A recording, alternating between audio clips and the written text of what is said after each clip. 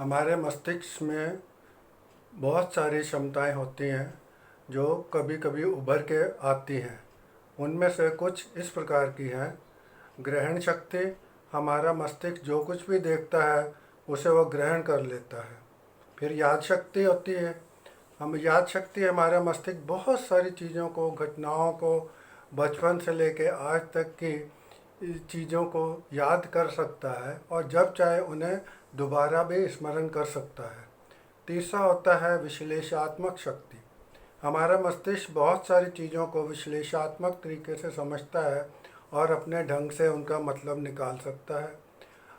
और चौथी जो सबसे इम्पोर्टेंट हमारे दिमाग की शक्ति है वो है रचनात्मक शक्ति। हमारा मस्तिष्क बहुत सारी चीज़ों को, घटनाओं को क्रमबद्ध तरीके से सोचता है और उसका विश्लेषण कर नवीनतम विचारों को सर्जित कर सकता है। ऐसा कब होता है? जब हमें कोई भी चीज़ के बारे में हम जानते हैं या नहीं जानते हैं, उस चीज़ के बारे में आदमी सोचना चालू करता है। डॉक्टर अल्बर्ट आइंस्टीन ने ठीक ही कहा था कि कल्पना करने की शक्ति आपका ज्ञान शक्ति से बड़ी होती है। अगर एक आदमी कल्पना कर सकता है तो आप नहीं तो दूसरा आदमी उस कल्पना को कार्यान्वित कर सकता है। एक आदमी ने अगर आपको अपने शरीर पर पंख लगाकर उड़ने की कोशिश ना की होती तो क्या कभी हवाई जहाज़ का आविष्कार हुआ होता? नहीं। यही रचनात्मक शक्ति कभी भी किसी के साथ मस्तिष्क में पैदा हो सकती है। इस शक्ति का एहसास कहीं भी और कभी भी हो सकता है। ये एहसास हर व्यक्ति की दिनचर्या में शामिल रहता ही है। आप चाहे कहीं घूमने जा रहे हों, या आप नौकरी करते हों, या आप अपना कोई व्यापार करते हों, विभिन्न प्रकार के विचार आपके मस्तिष्क में आते ही रहते हैं।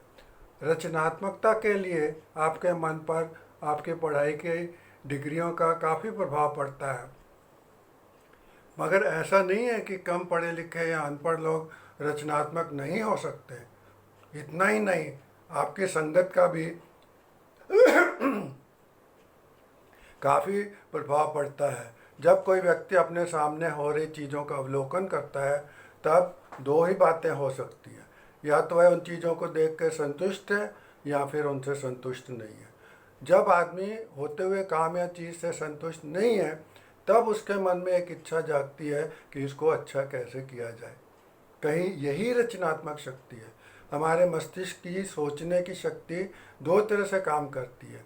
एक होती है न्यायिक मन, जो सिर्फ विश्लेषण करता है, स्थितियों को तौलता है और उसके हिसाब से अपना रास्ता खोजता है। एक एग्जाम्पल के तौर पे अगर कोई बच्चा अपना घर भूल गया हो तो वो जब वापस घर आ रहा है तो उसके मस्तिष्क में कुछ चीज़ें ऐसा आइडेंटिफाई कर सकती हैं, जैसे किसी का घर हो, कोई दुकान हो, कोई चिन्ह हो, कुछ भी हो सकता है। वो उस हिसाब से अपने रास्ते को ढूंढ ही लेगा। रचनात्मक मन जो है वो कल्पना करता है, अनुमान लगाता है और नई खोजों के रास्ते ढूंढता है। जो व्यक्ति अपनी पुरानी रीतियों के अनुसार काम करते हैं वो कभी रचनात्मक कार्यों में ज़्यादा रुचि नहीं रखते। इसका एक कारण ये भी है कि उनने कुछ अलग करने का सोचा ही नहीं। जैसा चल रहा है ठीक है, उस पद्धति से कुछ नुकसान हो रहा है या फ़ायदा हो रहा है इसका उनने कभी अंदाज लगाया ही नहीं। एक बात और भी है कि उनमें एक डर भी रहता है कि कुछ नया किया और कुछ गड़बड़ हो गया तो कहीं नौकरी से भी हाथ ना धोना पड़ जाए, इसलिए जैसा चल रहा है ठीक चल रहा है। इसके विपरीत कुछ लोग इतने नकारात्मक क्यों होते हैं, इसका भी एक कारण है। आपके पुराने तरीक़ों से काम करने से आपके प्रश्नों के उत्तर ढूंढने में सहायता नहीं करते हैं, क्योंकि आप बनी बनाई रूटीन पे काम कर रहे हैं, उससे इधर उधर भटकने का कुछ सवाल ही नहीं आता, इसलिए आपको वो ज़रूरत नहीं पड़ती। एक बात और भी है कि आप अपने पर विश्वास नहीं करते हैं और आपके डर भी हैं, जिससे माहौल का डर रहता है, अपनी कमजोरियों का डर रहता है। आप सोचें मैं अच्छे कपड़े नहीं पहने हुए हैं, मेरी शक्ल अच्छी नहीं है, इन्फीरियरिटी कॉम्प्लेक्स हो सकता है, ये भी है। अक्सर प्रताड़ना मृत्यु का रहने का डर भी है। अगर आपने कभी कुछ हट से करने का कोशिश किया और किसी ने बोल दिया ये क्या कर रहे हो, किसने बोला था तुम्हें करने को, तो आपको हमेशा वो डर आप में समाया रहता है। इसलिए आप कुछ भी नया करने की हिम्मत नहीं कर पाते। आपका कम पढ़े लिखे होने का डर भी हो सकता है। आप सोच सकते हैं कि मैं यार पढ़ा लिखा नहीं हूँ, मैं क्या कर सकता हूँ, जो जैसा चल रहा वैसा ही है ना, मुझे तो साहब का ऑर्डर सिर्फ करना है। ये सब डर जो है आपके रचनात्मक होने में एक रोड़ा बनने का काम करते हैं। रचनात्मकता मन सारी समस्याओं को आगे रखकर हल ढूंढने के समय नकारात्मकता को देता है और सही रास्तों को चुनकर आगे बढ़ता जाता है। इस रास्ते पर चलने के लिए व्यक्ति को हमेशा सकारात्मक होना चाहिए, उसे आशावादी होना होगा, उसे अपने आप पर भरोसा रखना चाहिए। क्या कभी आपने सोचा है कि पिरामिड कैसे बनाए गए थे? बड़े बड़े पत्थरों को कहाँ से लाया गया था, कैसे लाया गया था, एक एक पिरामिड को पूरा करने में कितना टाइम लगा था, कितना समय लगा होगा और कितने आदमियों ने इस काम को किया होगा। अब क्या है कि अब हमारे पास विभिन्न प्रकार की मशीनें आ गई हैं, बड़े से बड़े काम को थोड़े समय में ही पूरा कर लेती हैं। कारीगरों की संख्या भी बहुत कम लगती है। आपको बहुत सारे ऐसे उदाहरण मिल जाएंगे। पहियों का आविष्कार कितनी सदियों पहले हुआ था, आपने कभी सोचा है? आज कितने पहिए हो गए हैं। आप चाहें साइकिल चलाते हो, स्कूटर चलाते हो, कार चलाते हो, किसी फैक्ट्री में काम करते हो, पहियों के बिना कुछ भी संभव है नहीं है, क्योंकि पहियों के बिना हम अपंग सा होने का अनुभव करते हैं।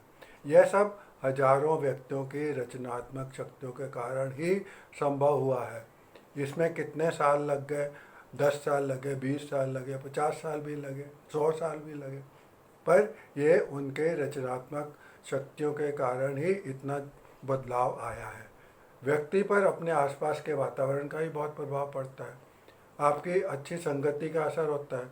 आप अच्छे लोगों के बीच में रहेंगे तो आपको कुछ नया सोचने का मौका मिलता है। और अगर आप ऐसे संगति में रहते हैं जो सिर्फ खाने पीने और सोने की बातें ही करते रहते हैं, उनसे आपको क्या अनुभव होगा? कुछ अनुभव नया नहीं होगा।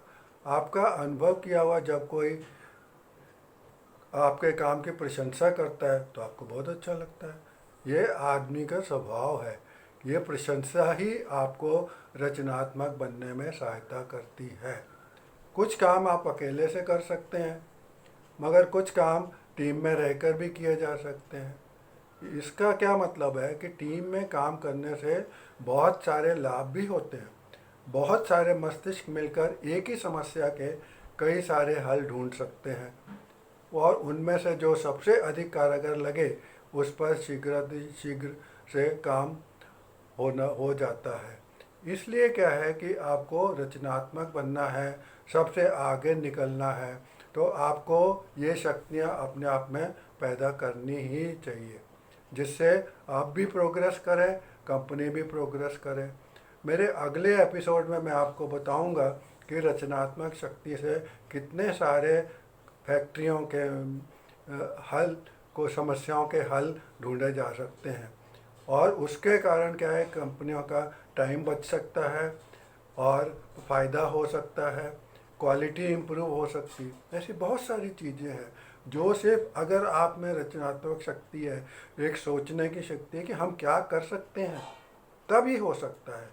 और अगर आप ऐसा नहीं सोचते हैं तो आप एक लिमिट तक के आगे जा सकते हैं, जो कि मुश्किल है आगे बढ़ना। इसलिए मैं अपना एपिसोड ख़त्म करता हूँ। आपसे धन्यवाद आपको।